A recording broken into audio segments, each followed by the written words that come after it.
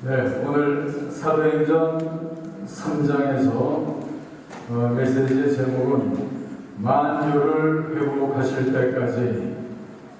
만유는 에브리싱, 모든 것을 의미하는데 만유를 회복하실 때까지 메시지의 제목입니다. 오늘 본문에 보면은 금과 은은 내게 없거니와 있는 것으로 내게 주노니 나사렛 예수 그리스도 이름으로 걸으라. 여러분, 이거보다 더 감격스럽고 놀라운 메시지는 없습니다. 성전 미문에 앉아서 구걸하고 있는 안진뱅이 거지를 향해서 선포한 베드로의 메시지입니다. 여러분, 구걸하던 안진뱅이 거지가 원하는 것은 동전 몇 냥뿐이었습니다. 그런 저들을 향해서 내가 돈은 없지만은 내가 가지고 있는 것으로 너에게 주노니, 그러면서 예수 그리스도 이름으로 걸으라. 그럴 때 너무나도 놀라운 기적이 일어나잖아요. 사도들 모두가 다 빈약한 인물들이었습니다. 경제적으로 가난했고 많이 배운 것도 없었고 지위도 없는, 세상에서 환영받을 수 없는 그런 인물이었습니다. 그럼에도 불구하고 하나님의 메시지를 들고 외치다 보니까 너무나도 놀라운 일이 일어났잖아요. 내게 있는 곳으로 내게 주노니 나사렛 예수 그리스도 이름으로 걸으라. 그러면서 오른손을 잡아서 일으켰습니다. 그랬을 때 안진뱅이 도저히 불가능한 그런 불치병이잖아요. 그럼에도 불구하고 그대로 손잡고 일으키니까 안진뱅이가 완전히 고침을 받는 놀라운 일이 있었습니다. 사도들은 가진 것은 없었습니다. 그렇지만은 저들은 정말 영원 깊은 곳에 너무나도 놀라운 것을 가지고 있었던 것이 저들이었습니다. 그래서 거지가 원하는 것은 동전 몇 푼이었지만 사실 거지의 영혼 속에 가장 귀하고 놀라운 것을 그대로 이루어진 것이 바로 베드로와 사도들이 한 일이었습니다. 마찬가지로 오늘도 세상은 그저 물질을 원합니다. 명예를 원하고 향락을 원하고 세상 것들을 계속 원하고 살고 있습니다. 그러다 보면 노력하다 보면은 재물도 쌓고 권력도 차지하고 별것 다 누리지만은 결국 나중에 가서 보면은 모두가 다 티끌이요 언제요 아무것도 아니라고 하는 고백밖에 남는 것이 없잖아요. 얼마 전에 김영삼 전 대통령이 어느 한 회의에서 자기 고백을 한 것을 제가 읽어봤는데, 그가 어떤 인물이었습니까? 정말 20대 최초로 가장 어린 국회의원이 되고 8대 9대 평생 계속해서 당선을 하고 그러면서 나중에 대통령까지 되고 모든 꿈을 다 이룬 사람이잖아요. 그렇지만은 다 잠깐 지나고 보니까 모든 것은 다 헛되고 아무런 의미가 없는 일들이다. 이게 바로 인생 고백이잖아요. 솔로몬과 동일한 고백을 한 것이 한국 최대 대통령까지 한 인물의 고백이었거든요. 그렇기 때문에 우리 인생에게 최대의 과업이 있다면은 그것은 어떤 영혼의 부여이지 물질이나 권세나 향락이나 이런 것이 아닙니다. 때로 우리가 보면은 신앙생활을 하면서도 이 물질에 너무나 마음을 빼앗기고 있는 사람들 많이 봅니다. 근데 그러다 보면은 영혼이 시들어가는 걸 너무나 많이 볼 수가 있어요. 이거는 개인적으로도 그렇고 교회나 단체이건 다 마찬가지인데요. 교회도 마찬가지입니다. 중세 교회가 이 물질에 사로잡혀 있었잖아요. 그럴 때 중세 유명한 단 스카터스라고 하는 신학자가 교황청을 방문을 했습니다. 교황청을 방문하니까 교황이 이 교황청의 의리의리한 모든 장식품들과 모든 보화들을 보여주면서, 금은을 보여주면서 이제 우리들은 금과 은은 없으니 이런 얘기는 할 필요가 없게 됐습니다. 그거를 들은 단 스카더스의 신학자가 뭐라고 얘기를 했냐면 그렇다면은 예수 그리스도의 이름으로 일어나라고 하는 말씀도 할 수가 없게 됐단 말이군요. 이게 원리인 거예요. 우리 삶 속에 정말 필요한 것은 돈이 아니고 인간 중심의 가장 귀한 것은 영혼이요 믿음이요 또 예수 그리스도를 보시면 모든 것은 다 됩니다. 여러분 야고보서 1장 17절에 보세요. 각양 좋은 은사와 온전한 선물이 다 위로부터 하나님으로부터 내려온다 그랬잖아요. 그러니까 문자 그대로 세상의 모든 좋은 것은 위로부터 하나님으로부터 쏟아져 내려오는 겁니다. 물론 우리가 하나님 앞에 예배를 드리면서도 오늘도 헌금을 하고 우리의 귀한 것을 하나님 앞에 드립니다. 많은 걸 드릴수록 하나님이 영광을 거두시고 우리에게 축복을 내려주십니다. 그런데 마가복음 12장에 보면은 한 과부의 이야기가 나옵니다. 성전에서 예배를 드리는데 많은 사람들이 많은 것을 드리는 가운데 한 과부가 그 당시에 랩돈 2양을 드립니다. 이거는 너무나도 값이 없는 거예요. 그랬을 때 그것을 본 예수님께서 뭐라고 얘기를 하냐면은 정말 많은 사람이 바쳤지만은 저 여자의 말로 가장 귀한 것을 바친 인물이다. 왜냐하면 저는 다른 사람 것에 비하면 아무것도 아니지만 저의 생활비 전체를 바치지 않았느냐. 그러면서 그를 최대한도로 칭찬을 하고 용기를 준 것이 예수님이셨습니다. 예수께서 우리에게 정말 바치기를 원하는 게 뭔지 아세요? 어떤 외적인 물질, 돈, 헌금 다 중요합니다. 그렇지만은 우리가 드려야 될 가장 중요한 것이 있다면은 하나님은 우리의 생명을 원하는 겁니다. 우리의 영혼을 원하고 우리의 가장 중요한 것을 하나님께 드리기를 원하는 것이 바로 하나님이에요. 여러분들은 정말 하나님 앞에 나오면서 무엇을 드리면서 예배를 드리고 계십니까?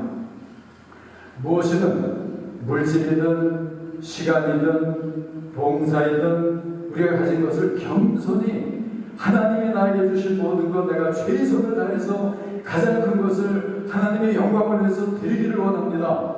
이걸 보시는 거예요. 우리가 하나님 앞에 예배드리면서 할 수 있는 일 많이 있습니다. 노래를 잘하는 사람이 솔로를 하면서 멋지게 하면은 많은 사람들이 은혜를 받고 하나님이 영광을 받으십니다. 그렇지만은 별로 두드러지게 노래는 못해도 많은 사람 가운데에서 그저 함께 베이스이든 알토이든 부르면서 화음이 되고 찬양이 살도록 만들고 그런 가운데 내 정성을 다하고 하나님을 사랑하면서 고백하면은 솔로이스트나 베이스나 알토 하는 거나 아무런 차이가 없는 거예요. 정성을 들인 만큼 열심으로 하나님을 사랑하면서 봉사하는 만큼 하나님을 보시고 또 우리에게 보상을 하시는 우리 하나님입니다. 그러니까 우리가 들어야 될 것은 우리가 할 수 있는 최선 최대의 것을 하나님 앞에 드리는 겁니다. 우리의 정열을 쏟으면서 하나님 앞에 나가는 거예요. 그러니까 우리가 하나님 앞에 나갈 때 간절함이 있어야지만 됩니다. 이것이 바로 내 간증이요 이것이 내 찬송일세. 나 사는 동안 끊임없이 주를 찬송하리다. 우리가 이 찬송 많이 하잖아요. 이게 바로 우리들 자신의 노래가 되고 우리들 자신의 간증이 되지만요. 어느 부유한 바리새인의 집에 예수님을 위한 만찬이 열리고 있었습니다. 한참 만찬이 진행되고 있을 때 길거리에 한 여인이 들어오더니 테이블 아래 얹고 있는 예수님의 발에 가서 발에다 키스를 하고 그리고 기름을 풀러서 또 눈물로 그 발을 씻고 머리를 풀어서 예수님의 발을 씻깁니다. 너무나도 정말 이상한 일을 한 거예요. 그랬을 때 그것을 본 바리새인이 뭐라고 했는지 아세요? 예수님 보고 이 사람은 틀림없이 선지자가 아니다. 아무것도 아니다. 지금 자기 발에다 저런 일을 하는 사람이 누군지도 모르고 저러고 있지 않느냐. 그러면서 예수님도 나무라고 막 모든 사람을 나무라는 그런 상태에 있었어요. 그랬을 때 예수께서 뭐라고 했는지 아세요? 시몬아, 내가 봤을 때 너는 아무것도 하지 않았냐? 물 가지고 발교차 시키지 않지 않았느냐? 그렇지만은 이 여자가 한 것이야말로 정말 너무나 귀한 거다. 머리털을 가지고 남의 발을 씻는다고 하는 거, 머리털은 여러분 여자에게 가장 귀한 거잖아요. 머리를 위해서 얼마나 많은 돈들을 씁니까? 그 머리를 가지고 정말 발을 씻겨주고 발을 닦아준다고 하는 거는 자기를 완전히 믿는 행위였어요. 예수님을 향해서 완전 절대적인 경배를 드리는 자세였거든요. 그러면서 그 여자의 행위를 최고의 행위로 보고 또 시몬을 책망하는 것이 바로 예수님이었잖아요. 그만큼 우리가 예수 앞에 나올 때 나를 완전히 비는 겁니다. 이 여인처럼. 그러면서 부끄러움 없이 나를 바닥자리까지 내려갈 수 있는 데까지 계속해서 내려가면서 주님을 존귀케 여기는 것은 이것이 바로 우리 성도의 삶입니다. 예수님만 나타나면 되는 거예요. 하나님의 영광만 드러나면 되는 겁니다. 어느 한 시골 교회에, 조그만 교회인데 항상 주일마다 예배를 드리잖아요. 근데 언젠가부터 교회 강단 옆에 항상 화분이나 또 꽃 묶음이 잘 장식이 돼가지고 예배를 너무나도 아름답게 하고 그거를 보면서 너무나 많은 사람들이 은혜를 받고 있었습니다. 매주 그런 일이 일어났는데 누가 그걸 의의를 하는지 아무도 몰랐어요. 그래서 너무나 계속되다 보니까 성도 가운데 한 사람이 새벽 몰래 멀리서 교회를 지켜보고 있었습니다. 그랬더니 한 여자 집사님이 그 새벽에 몰래 와서 꽃을 잘 정성을 담아 정돈한 것을 가지고 교회 강단에 잘 꽂아놓고 나서는 모르게 그냥 집으로 가는 것이었어요.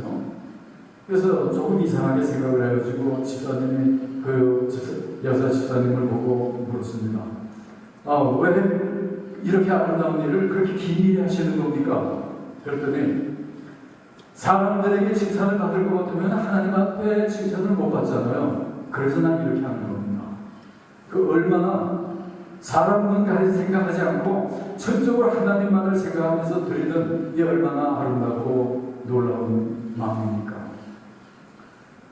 우리가 선교를 생각할 때 빼놓을 수 없는 인물이 하나 있는데요. 중국 선교를 터전을까 허드슨 테일러라고 하는 인물이 있습니다. 그가 중국에 가서 처음으로 가서 중국에서 선교를 하는데 아무리 노력을 해도 이런 성과가 없는 거예요.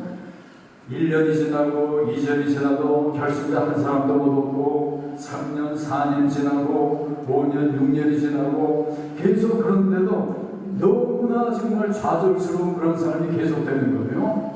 그러면서 10년, 20년이 지나고 너무나 힘든 중국 선교의 선구자였습니다.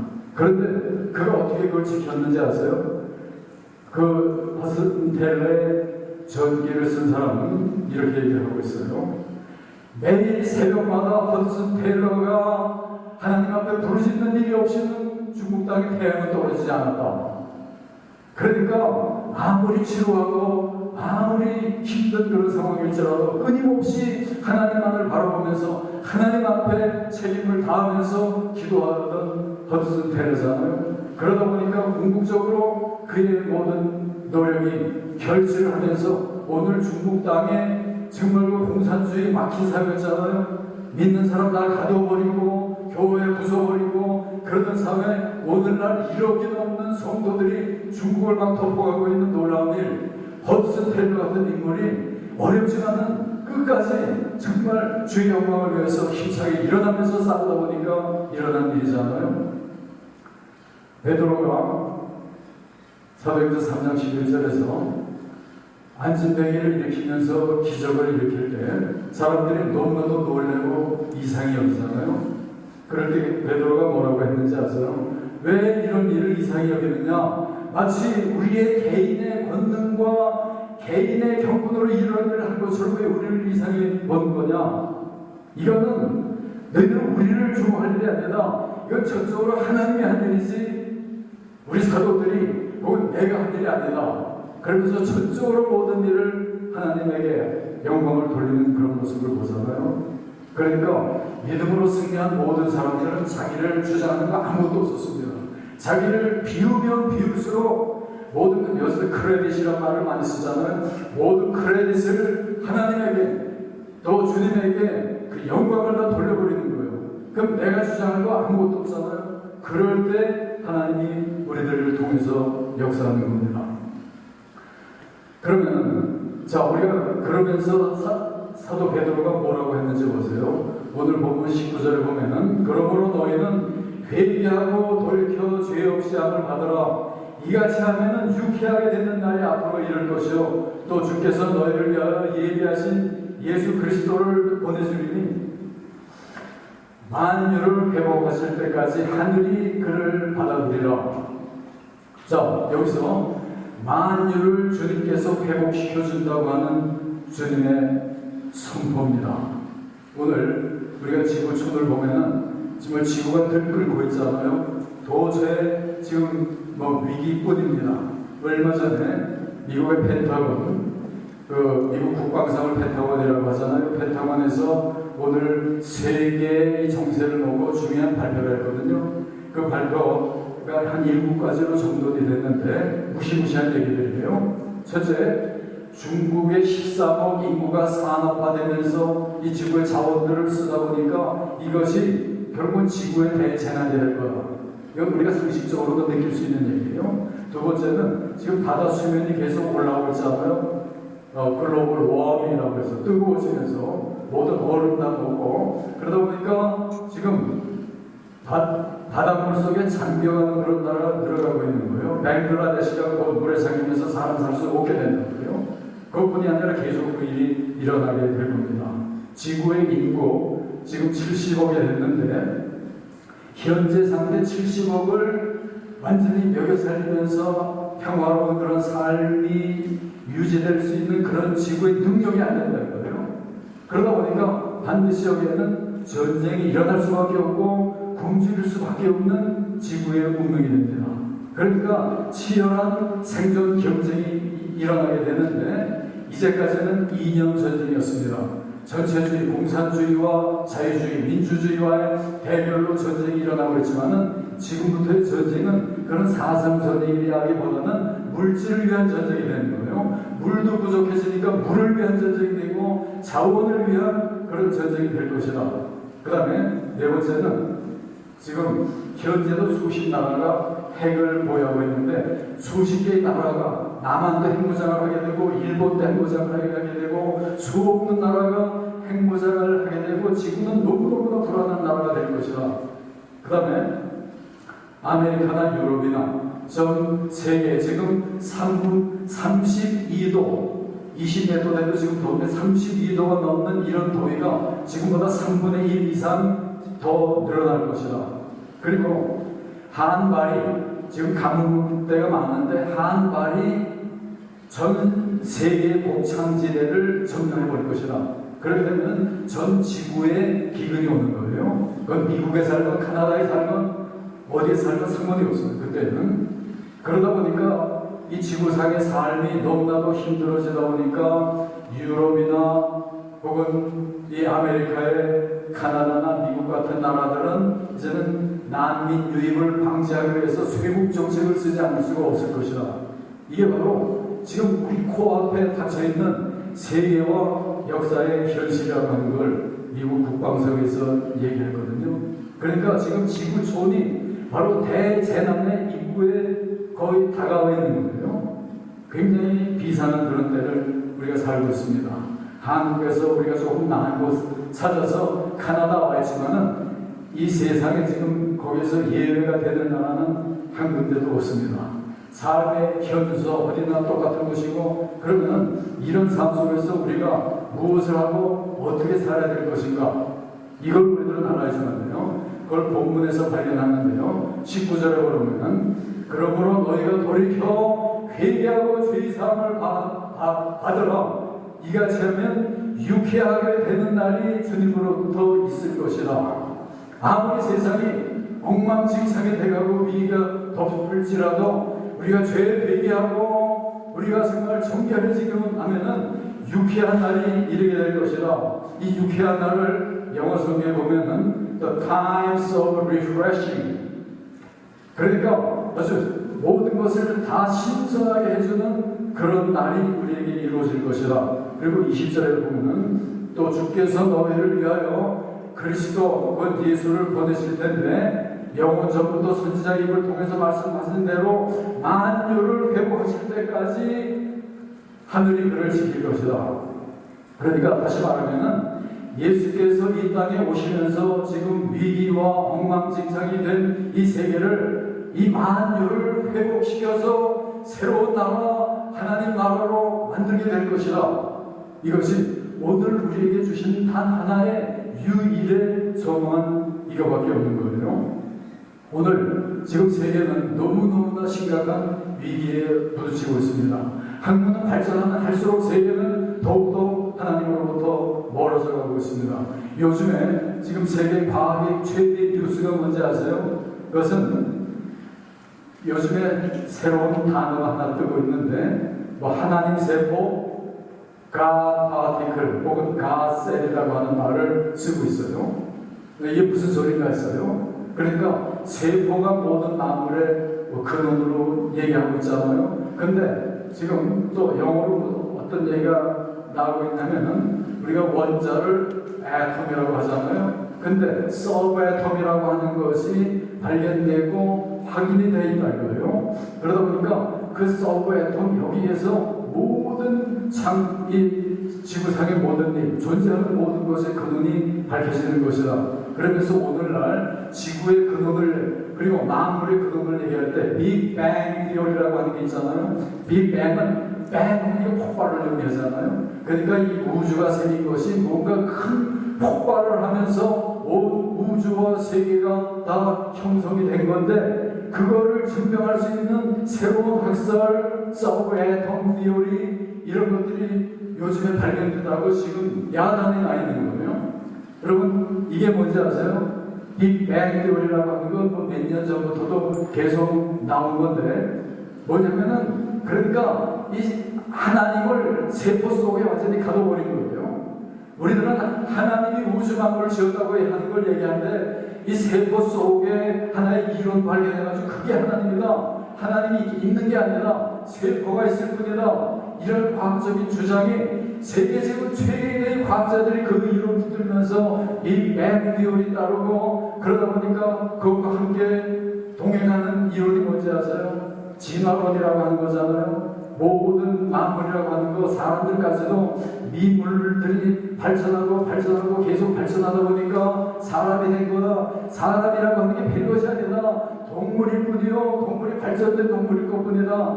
영원, 종교, 영원 그런 헛소리들 하지 말라. 이게 과학의 소리잖아요. 그러니까 하나님 말씀을 완전히 외면하고 살다 보니까 과학이 발전하면 할수록 더욱더 하나님으로부터 멀어져 가고 발전할수록 더욱더 어두워만 가고 파괴적인 이런 세상이 되어버린 게 오늘 세계 운명이잖아요. 그렇기 때문에 우리가 돌아가야 될 것이 뭔지 아세요? 과학은 우리의 구세주가 아닌 거예요. 참 구세주는 뭐지? 하나님밖에 없잖아요. 하나님이 빛이 있으라고 했을 때 온 우주가 그대로 창조가 됐잖아요. 그리고 인간을 지을 때 진화해서 된 것이 아니고 하나님이 하나님 자신의 이 고귀한 이미지를 따라서 이 모습을 따라서 우리를 지었기 때문에 인간이 독특한 것이고 존귀한 것이고 그렇기 때문에 우리가 인간을 할 때 하나님을 빼놓고는 인간을 얘기할 수가 없는 거예요. 그래서 하나님 안에서 우리들은 인간의 값어치를 찾고 의미를 찾고 목적을 찾고 어디를 하는지 영원히 뭔지 모든 것이 바로 다 하나님 안에서 이 창조 속에서 나오는 거잖아요.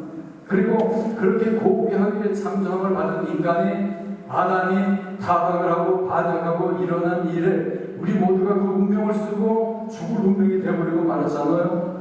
그러다 보니까 오늘 세계가 끝장을 향해서 달려가고 있잖아요. 그랬을 때 하나님께서는 야 이제 그게 아니라 온 과학 세계와 인간 문명의 끝장이 날 때 그 끝장 나는 그 자리가 바로 하나님의 놀라운 새 역사가 시작되고 하나님 나라가 형성되는 새 포인트가 바로 거기서 시작되는 거잖아요. 그런데 그 놀라운 하나님의 역사가 시작되는 포인트는 바로 심판을 통해서인 거예요. 오늘 왜 세계가 이렇게 혼란하고 어두워갑니까? 그것은 인간이 하나님을 배반을 하고 저항을 하고 일어났기 때문에 죄악 속에서 형성된 인류의 문명, 가인의 문명, 살인의 문명, 죽음의 문명이잖아요. 그러다 보니까 이 세계 문명은 쓰러질 수밖에 없고 어두워갈 수밖에 없고 끝날 수밖에 없는 우리의 운명이잖아요. 이런 세계를 향해서 예수께서 오시면서 선구자로서 세례 요한이 왔습니다. 세례 요한이 와서 선포한 제일 첫 번째 메시지가 뭔지 아세요? 회개하라, 천국이 가까웠느니라. 아마 세례가 아닌 오늘 등장에 우리에게 주시는 메시지는 같을 겁니다. 회개하라. 왜? 천국이 가까웠느니라. 이거 빼면은 인류는 아무런 의미도 없어요. 파멸과 영원한 지옥 멸망밖에 남는 것이 없는 그것이 바로 인간 삶이잖아요. 그렇기 때문에 오늘 우리가 정말 들어야 될 메시지 그것은 하나님 말씀밖에 없습니다. 말씀이 주는 최대 메시지 그것은 회개하면서 사는 거예요. 여러분 날마다 죄악 속에 사는 여러분들 아세요? 우리들 예수 그리스도를 영접할 때 그 십자가 공로를 통해서 그의 부활을 통해서 우리가 구원을 얻고 우리가 하나님의 자녀가 됐습니다. 이거에 대한 확신을 안고 살아야지만 되고, 그리고 우리가 구원을 받았어도 날마다 우리의 삶을 보면은 우리가 연약하잖아요. 죄악에 떨어질 수밖에 없는 우리들이잖아요. 그렇기 때문에 날마다 우리가 회개하면서 살아야지만 돼요. 말틴 루터 같은 사람은 내가 깨어있는 모든 순간을 나는 회개하면서 산다. 그런 인물 드물잖아요. 그렇게 끊임없이 회개하면서 살다 보니까 하나님이 너무나 가까이 하시고 하나님이 무한대의 지혜와 능력과 용기가 그와 함께 하다 보니까 종교개혁 세계 역사상 최대의 일을 이룬 것이 항상 깨어있는 순간마다 회개하면서 살던 말틴 루터를 통해서 이룬 일이잖아요. 여러분 예수 믿는다고 하면서 회개가 뭔지 모르고 사십니까? 그건 크리스찬의 삶이 아닌 거예요. 날마다 여러분들이 회개하면서 말씀의 삶을 비춰보세요. 죄악의 덩어리인 우리들이잖아요. 목사가 되고 장로가 되고 별거 다 되고서요. 인간이 죄성을 타고났기 때문에 순간순간 성령의 힘을 입으면서 회개하고 기도하면서 능력받으면서 살지 않으면은 우리들은 죄악통에 굴릴 수밖에 없는 우리들이잖아요. 그렇기 때문에 우리들은 사도 바울 같은 인물이 뭐라고 했는지 아세요? 내가 죄인 중에 괴수로다. 사도 바울이 최대의 성자잖아요. 그런 인물들은 가장 투철하고 뜨거운 죄의식을 가지고 살던 인물이었습니다. 그래서 내가 죄를 항상 고백을 하고 회개하고 새로워져라. 그럴 때 여기서 만유를 회복하는 새로운 일이 일어날 거다. 이게 바로 오늘의 메시지입니다. 회복한다고 하는 말을 실한 말로는 아납숙시즈라고 하는 말을 썼는데 이 말의 원뜻은 뜨거운 것을 식힌다고 하는 의미예요. 원 상태로 회복시킨다고 하는 말이고 병든 자를 완전히 고친다고 하는 말입니다.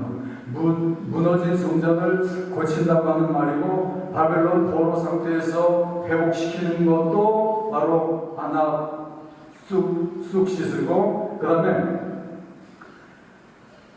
하늘과 모든 땅들이 에덴의 원초의 상태를 회복하는 것을 우리가 여기서 아납숙시즈라고 하는 그런 히람 말을 쓰거든요. 그러니까 이제 너무나도 어두워지고 비패져버렸고 죄악 가운데서 이제는 망할 수밖에 없는 이 지구와 우주의 운명이잖아요. 이런 우주를 다시 한번 바꿔서 아까 그대로 리프레싱 한다고 그랬잖아요. 새롭게 한다고 그랬잖아요. 그 일을 할 수 있는 분, 그 예수 그리스도밖에 없는 거예요. 그가 처음 오셨을 때 죄악 그 세상 A, B와 BC로 예수 그리스도 이전과 이후로 역사를 갈라놓으며 새로운 인류의 역사가 시작되게 만들었던 예수 그리스도, 그는 지금 하늘에 계시지만 그가 다시 오실 것이다. 성경에 보면 수없이 많은 곳에서 그가 재림할 것이다. 다시 오실 것이다.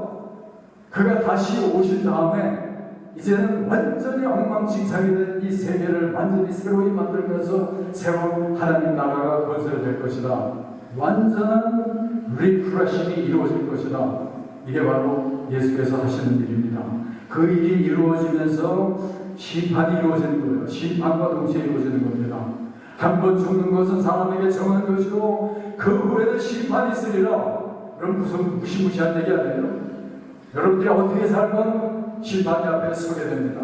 그런데 예수 그리스도를 내 변호사로 내 구원자로 모시고 살 때 이 모든 심판 앞에 완전히 정말 깨끗함을 선언받고 그러면서 하나님의 자녀로서 너무나도 놀라운 영혼을 찾아게 되는 것이 바로 우리 성도의 삶이거든요. 심판은 벌 줄 자를 벌을 주고 상 줄 자를 상을 주되 영원한 벌과 영원한 상을 우리에게 주시는 것이 바로 이 마지막 심판 때 일어날 일입니다.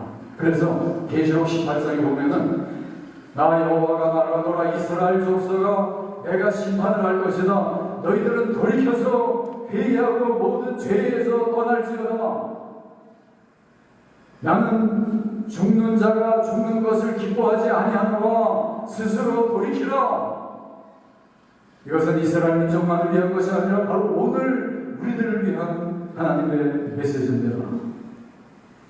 이런 얘기하면은 꿈 가지고 하나 와서 이렇게 멋지게 행복하게 살아보려고 하는데 왜 그런 얘기 하는 겁니까? 왜 제 얘기가 아니에요? 하나님의 말씀이 우리에게 주시는 교훈이요 생명의 말씀이요 일대 경고입니다. 경고 말씀 듣지 아니하다가는 우리들은 재난을 당할 수밖에 없는 거예요. 여러분들이 정답을 얘기할 수 있을지 몰라요. 여러분들이 이제까지 삶을 출세했다고 성공했다고 얘기할지 모릅니다. 여러분들 또 나는 건강합니다. 꿈이 있습니다. 다 좋아요. 그렇지만은 여러분 오늘 세계 현실이 그렇지 않잖아요. 한 10년여 전에 뉴욕에서 일어난 일 여러분들 세계가 기억하잖아요. 3,000여 명이 몇 초 사이에 대재난으로 그대로 재가루가 돼버리고 말잖아요. 그 미국 그 한 공판에 월드 트레이딩 센터 좀 들어가 봤습니다만은 그렇게 화려한 건물 없잖아요. 그 가운데 출입을 하는 모든 사람들 보면은 의리의리한 인물들이었어요. 그런 사람들 3,000명이 하루아침에 그대로 완전히 그 재가루로 끝나버리는 것이 바로 그런 일이 일어나잖아요. 왜 이런 일이 일어났는지 아세요? 앞으로는 전 세계적인 대규모로 그런 일이 우리에게 부딪히기 때문에 그럴 일이 일어날 걸 알라 하면서 미리 준비시키면서 우리에게 보내준 겁니다. 20세기 초에 텍사스 해안에 갤리스턴이라고 하는 섬이 하나 있습니다. 그때 미국 정부에서 경보를 내렸어요. 일기예보를 내리면서 너희 섬이 지금 폭풍이 밀려오고 해일이 일어날 것 같으니까 너희들 섬 사람들 모두 대피하라. 근데 굉장히 좋은 날씨가 온화하고 바닷물은 항상 잔잔하고 너무나도 좋은 날씨가 계속 되고 있을 때 그 섬 사람들은 그 정부는 우리들 항상 이렇게 성가시게 만든단 말이야. 그건 뭐 무슨 그런 일이 있겠어. 그러면서 몇 사람만 그 섬을 피하고 수많은 사람들이 그 섬에 그대로 머물고 있었습니다. 그러다 어떻게 됐는지 아세요? 한 가정의 주부가 자기 남편을 깨우면서 이렇게 얘기했습니다. 여보 비가 오기 시작하네요. 폭우예요. 막 쏟아지네요. 홍수가 지는 것 같아요. 폭풍이 오네요. 아니 바다가 넘치네요. 그러면서 바다가 완전히 섬을 덮어버리면서 섬사람 전부가 완전히 물에 잠겨버리고 끝나버리고 말았습니다. 이미 물이 덮쳐오네요. 이런 것을 깨달았을 때는 그때는 이미 too late, 너무 늦은 겁니다. 여러분 이게 우리들 삶의 실상입니다. 우리들은 이제는 재난은 이미 공포된 거예요. 재난이 이르기 전에 결정적인 날이 이르기 전에 우리들은 준비하고 정말 정신을 차리면서 살아야만 됩니다. 여러분 이런 얘기하면은 21세기를 살면서 무슨 그런 황당한 얘기를 하십니까? 많은 사람들 그런 얘기 하거든요. 여러분 황당한 것 같지만 하나님의 역사는 황당한 것 같아요. 여러분 창세기 전에 아무것도 없었어요. 그런데 우주 만물이 빛이 있으라 하면서 창조할 때 모든 것이 생겼잖아요. 인간이 생기고 우주가 생기고 모든 거다 우리로서는 도저히 상상할 수 없는 황당한 일이었지만은 하나님 말씀 그대로 하나님이 창조하셨고 세계는 존재했고 그러면서 이 세계가 어떻게 움직일 것을 황당하게 보이지만 하나님의 말씀이 얘기하잖아요. 너에게 심판이 있을 것이다. 너희들은 깨어서 회개하고 준비하고 살아. 안 들리십니까? 여러분들이 귀를 외면하고 살다가 갤리스턴 섬들 사람처럼 혹은 뉴욕의 9/11 재난 때처럼 이것밖에는 기다릴 것이 없는 우리들의 삶이 될 겁니다. 여러분 오늘 비상한 때를 살면서 주의 말씀에 귀를 기울이면서 정신을 차리고 순종하고 중대하게 살다가 어떤 일이 우리에게 부딪힐지라도 정말 할렐루야를 부르면서 주를 맞이하면서 정말 영원한 축복의 자리로 들어가는 여러분 모두가 다 되시기를 주의 이름으로 축원합니다. 기도하겠습니다. 아버지 하나님 감사합니다. 오늘 우리가 비상한 때를 살고 있습니다. 하나님, 세상 돌아가는 일 어느 것 하나 우리가 원하는 대로 아름답고 풍요하고 생명 넘치는 일 다 사라져가고, 아버지 하나님, 어둡고 험난하고 위험하고 절망적인 때만을 우리가 더 깊이 들어가고 있습니다. 아버지 하나님, 우리가 현실을 보면서 정신을 차리고 살도록 도와주시옵소서. 회개하게 살도록 인도해 주시옵소서. 주님만을 바라보면서 말씀 순종하고 살아가면서 살면서 정말 이 땅에 하나님 나라를 이루고 살다가 결정적인 일이 이루어질 때 정말 영원한 하나님 나라로 정말 들어가는 우리들 모두가 되도록 아버지여 인도하시고 축복해 주시옵소서. 믿사오며 모든 말씀을 우리 구주 예수 그리스도 이름으로 간절히 기도하옵나이다.